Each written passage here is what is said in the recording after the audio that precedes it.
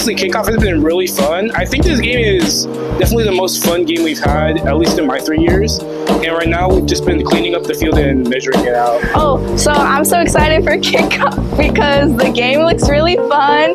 And right now, we're manufacturing parts for the field and parts for our kit bot. Alright, so one of the things I'm proud of is making the kit bot in like about 2-ish days. It's already like fully functional, and I got to be able to kind of like merge one of our other chassis with the kit bot's design.